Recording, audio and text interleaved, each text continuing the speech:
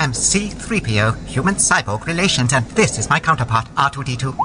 Our mission today is to bring you the ultimate Star Wars experience. It's an epic tale, so I have enlisted some help from the galaxy's biggest stars, the man behind the Force, and many of our makers, some of whom have never been seen before. Yes, R2, most exciting. It hit the world like nothing has ever done in the history of the cinema. I was totally transported by this extraordinary film. Use the Force, Luke. I have no idea what the Force is.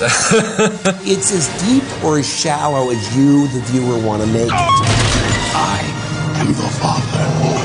Honestly, I am. Oh, that's us. It was just impossible to resist. It's absolutely brilliant. It was just a disaster. You're doomed.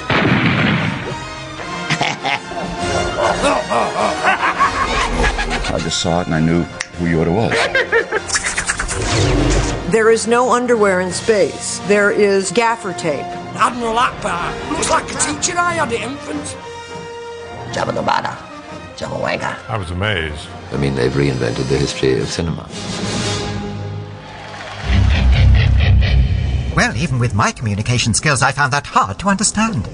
Fascinating, but perhaps we should go back to the beginning. It was a long time ago, in a galaxy far, far away.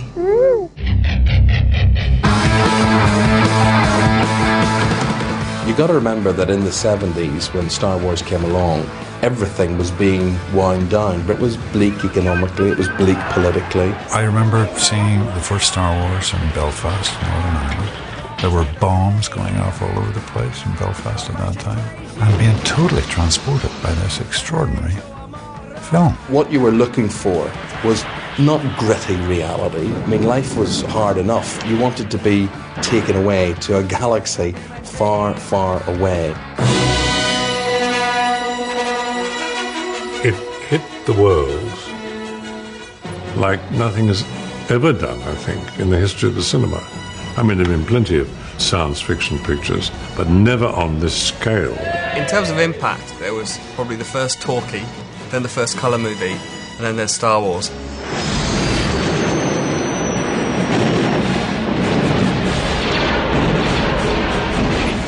I mean, you're talking about a single shot that's as important as any single shot in the history of motion pictures. It just redefined our sense of scale. First one that goes through is the original Han Solo ship. That got redesigned so it became this blockade runner, and that model it was 4 feet long. And the ship that follows it in over camera, the Star Destroyer, is only about 3 feet long. So by shooting them separate, you can make them any size you want.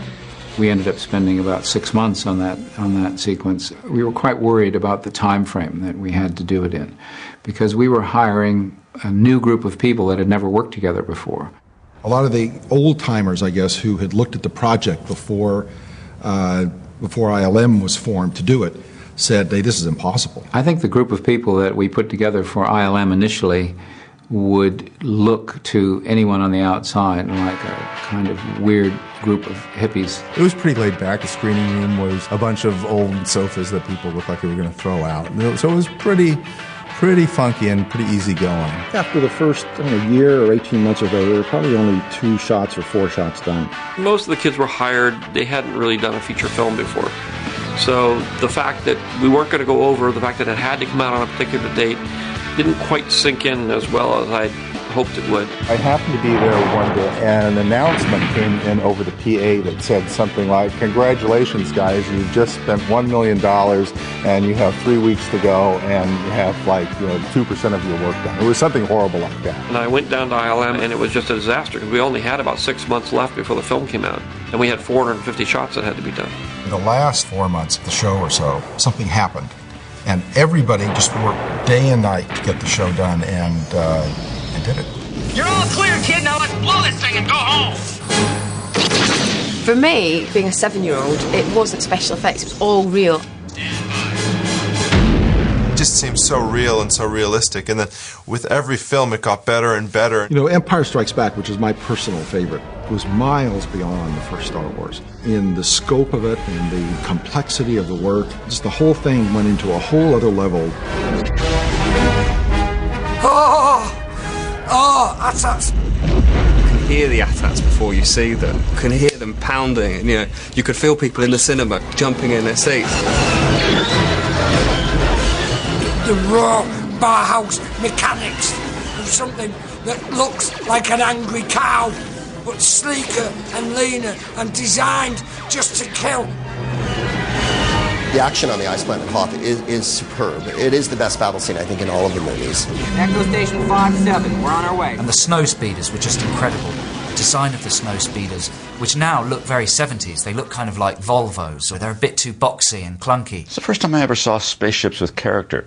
These spaceships were worn down, they had burn marks on them, they had scars from battles. All the original movies, everything's kind of dirty and grungy and not really working. So when episode 1 came out, this chrome, beautiful ships, that was very specifically designed to be different from what we'd seen in the original trilogy. The fact that ILM over the years has pioneered so many techniques that have become industry standards is really impressive. Working with things digitally allows you to build grand sets very, very cheaply. It allows you to have giant armies. If you want 100 Wookiees coming over the hill, you simply can add in Wookiees.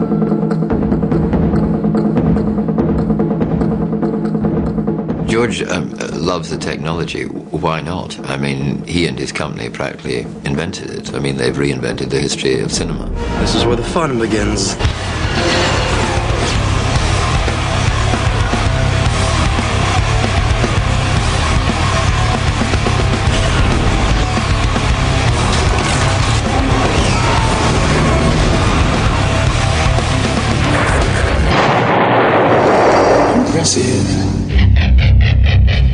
R2, I suggest a new strategy.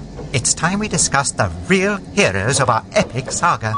We droids, of course. As a token of my goodwill, I present to you a gift. These 2 droids. What did you say?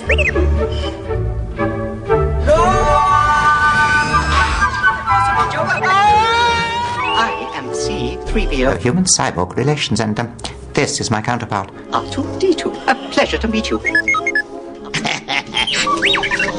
I didn't want to do it, to be honest. When I saw the robots, it was horrible, uncomfortable.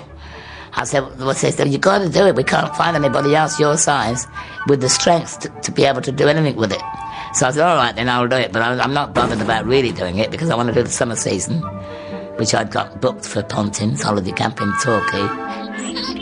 And frankly, it was awful. I mean, it's part of the job, and I'm not complaining. But on the first day, I was in tears at the end. I'd worn it all day, 7 in the morning to 7 at night. And I was so traumatized by it. I was cut in all sorts of strange and unusual places. We seem to be made to suffer. C-3PO was worse off than me. What did I do to deserve this? Once he was in it completely, and he couldn't get out.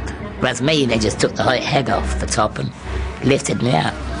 With all we've been through, sometimes I'm amazed we're in as good condition as we are. This Star Wars script was completely incomprehensible. We all thought it was a load of rubbish. Exciting is hardly the word I would choose.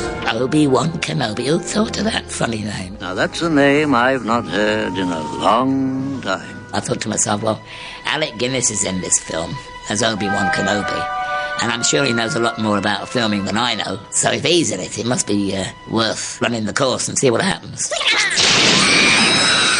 R2-D2, was wonderful in the script, but as an acting companion, it was akin to working with a bucket. I was used to being in plays on stage where I said a line, the other character spoke, I replied. And he said to me once, can you let me know when you're going to reply to whatever I've just said to you? I said, well, there's nothing I can do. He couldn't hear anything I was saying. I'm inside my robot, and I've got no arms, no eyes, no hands. The big shock was there was nothing. Where are you going? And I realised that all these sounds would be put in post-production. All I can do is go. And it was like a nightmare. There wasn't a lot I could do of communication-wise. So although we were together on the screen, we were not very together, if you know what I mean. Not like Lauren Hardy, anyway. you read the original script, the charm is all there. The humor of the robots. I mean, they have more dimension than Luke in many ways. I'm afraid he's scheduled to be terminated. No. The droids aren't a major threat. In 2001, the whole point was that the computer went bad and had been programmed to destroy the mission, which is a theme brought back in Alien. In Star Wars, they're lovable. Thank the Maker. This oil bath is going to feel so good. The weirdest thing was that you felt something for these non-human plastic metal characters.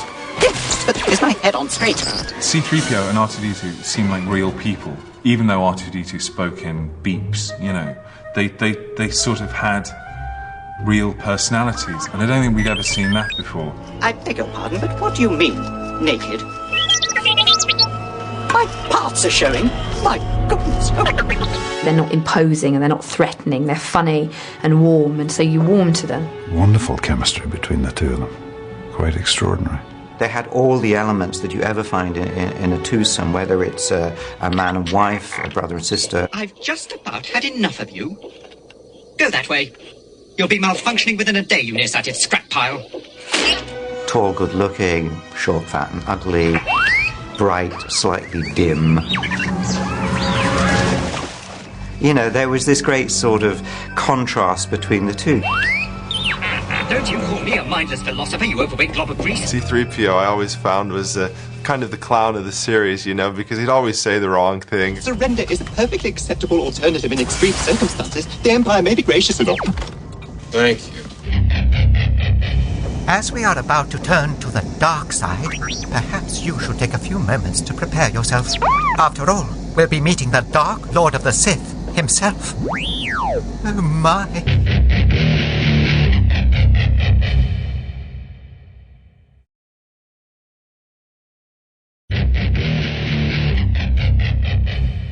Ah, there you are. Thank goodness you're still fully functional. Yes, we have a great deal to show you, so do try and keep up. Looking back at some of the fearsome characters we've had to confront, it's a wonder we're still in one piece. I even thought our masters were doomed, for sure.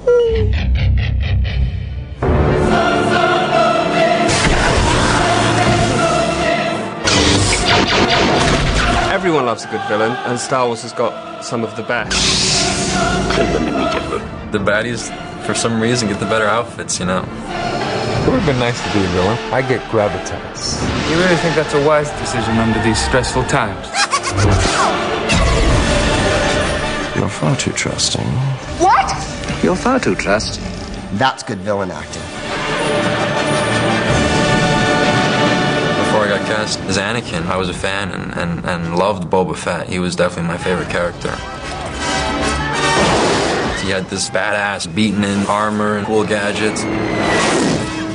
I said to George, I know what's going to happen. Boba Fett's going to take off that helmet, shake out the hair, and it's my mother. When you pull this down, I could track up to 30 spaceships at one time. And I think that's pretty cool. He's all yours, bounty hunter. My lines in the film, I have to say, as you wish. Put Captain Solo in the cargo hold. And then the other one is, what if he doesn't survive? He's worth a lot to me. He's no good to me dead. I think that's about it. And the fourth one must have been, as I fall into the pit.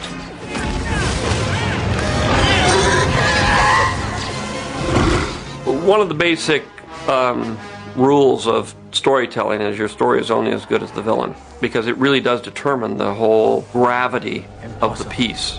The Sith have been extinct for a millennium. I do not believe the Sith could have returned without us knowing. Hard to see the dark side is. What is a Sith? I'm often asked that. They were a sect who clearly were the opposite of the Jedi. It's impossible to locate the ship. It's out of our range. Not full of Sith. This is my apprentice, Darth Maul. These fights where that kind of makes you sit on the edge of your seat and go, wow. Go!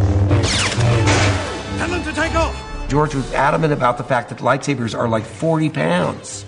They're like Excalibur. You can't take one hand off. It would drop to the ground. And so to see the prequels now, They're spinning them around and doing backflips and, passing them over their shoulders. Well, in the first three films, you're seeing experienced Jedi at the height of their power, fighting to the best of their form. And then you get to episode 4, and it's quite a bit later. Obi-Wan's an older man. I looked at the old films and thought that they needed to be dragged up into the 21st century. They were too disciplined, so I wanted to get rid of all that.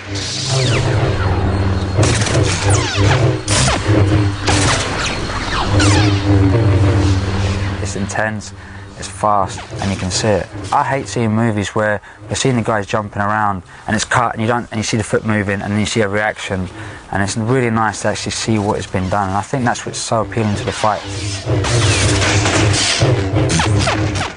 The thing about Darth Maul is that I really found him a little bit monosyllabic. I quite like my villains chatty. I don't know why he says so few lines. I think maybe it's something to do with shyness. Lord Maul, be mindful. Let them make the first move. Yes, my master. It's basically my voice, but just a bit gruffer, because George's direction was, Peter, just make it sound, can you make it sound evil? Very evil. At last we will reveal ourselves to the Jedi. At last we will reveal ourselves to the Jedi. At last we will have revenge. Do you know, I could probably do it more convincingly if we had some, some lipstick, some black marker pen and some Brazil nuts to put on my face.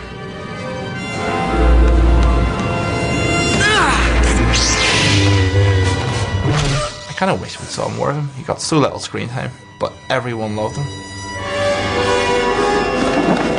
Darth Maul was an early apprentice. He didn't last long, the Emperor. He didn't care. There's always another apprentice around the corner, which is his philosophy. The Sith and the Jedi are similar in almost every way, including their quest for greater power. The Sith rely on their passion for their strength. They think inwards, only about themselves. And the Jedi don't. The seduction to the dark side was made very easy by Palpatine. He plays the puppet master just perfectly. What was a very simple good versus evil has now become about how good people can turn evil. I'm not the Jedi I should be. I want more. And I know I shouldn't. It's interesting how it was always about Luke. He was the sort of hero and it was about his journey, but actually now we realise that the whole thing it's all been about Darth all along. And I think it's a great way to explore a very fundamental idea that, you kind of born as an innocent and then life and experience turns you and changes you, and before you know it, you've turned into Darth Vader. Sort of see the visual of me encapsulated in this suit was phenomenal. I mean, very empowering, to sort of be in Darth Vader. It makes you feel very beastly. And I loved Vader. I just loved him from day one. And I remember, I think I asked George, I said, are you going to cut to two pilots saying, oh, that's the Dark Lord of the Sith, he's the most evil man in the galaxy, but, a little exposition here. He goes, meh. He's all in black, and we'll put some scary music in there.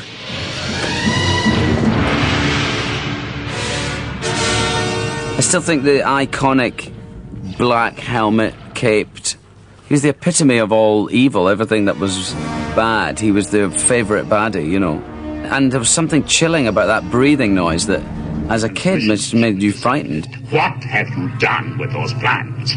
We have accepted no transmission. I have early memories of, imitating Darth Vader's voice before I even knew what Star Wars was about. If this is a consular ship, where is the ambassador? When we were in the recording studio, I had this fantasy of being like the new James Earl Jones. And they said, who's this? And I went,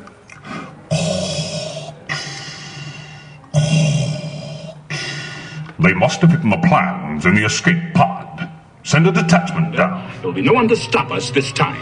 Yes, sir. So I'm not really. I'm sort of more of a little, I don't know what I am. A tiny little pea compared to him. If it wasn't the terrors of the dark side we had to deal with, It was disgusting creatures like those Jawas. I simply can't abide them, you know. But then, most of the species we had the misfortune to meet were woefully oblivious to the rules of etiquette. Much like my little friend here.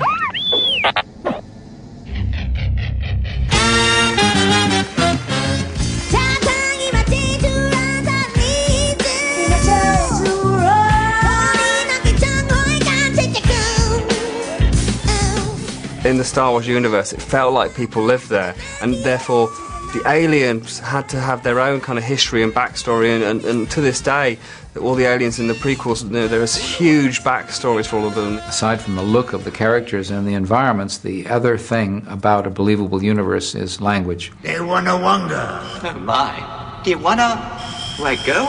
There's dozens of languages in it. Not only is there Huttese, the Tusken Raiders speak a language. Chewbacca, there's Wookiee, which is completely indecipherable. He still communicates, but he does it in different ways. Well, you said it, Chewie. I'm sure they went back and studied all kinds of remote and inaccessible languages. Wattanese is gibberish. Wara. Ting mi chasa hopa. But it was scripted in English, and it said sort of, in brackets above it, to be spoken in Wattanese, and then the whole thing goes on in English. Didn't really bother to talk to George about it before we arrived on set that day, and nor did he bother to talk to me about it, But no, he was like, just make it up, As long as it doesn't resemble English, you're okay. Mi boska da Shmi Skywalker. Not just languages, but dialects of the languages. So it was that authenticity you got when you went into the cantina for the first time.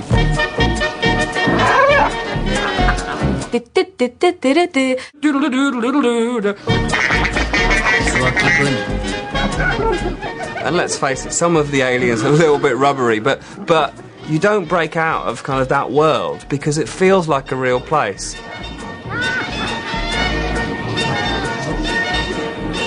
I just loved it. I don't like you in funny language that you'd never heard before. Nathan. He doesn't like you. Sorry. I don't like you either. I don't like you either. You just watch yourself. It feels like, the dishes are dirty and, that alien doesn't get on with that alien. Una puta solo. La tosa solo.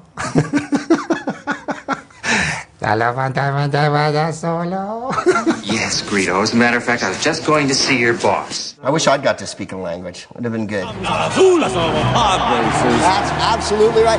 And a big turnout here. I was working in Edinburgh doing the festival, doing stand-up, as was a friend of mine named Scott Capurro. They wanted a loudmouth American. They needed two. So they first went to Greg, obviously, because he's the loudest of all Americans ever. The casting agent, Robin Gerland, came to see our shows and then asked us if we wanted to audition for the pod race announcers.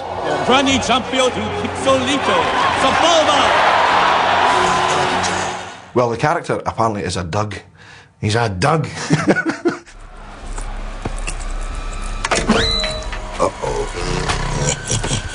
All my language was in Huttese.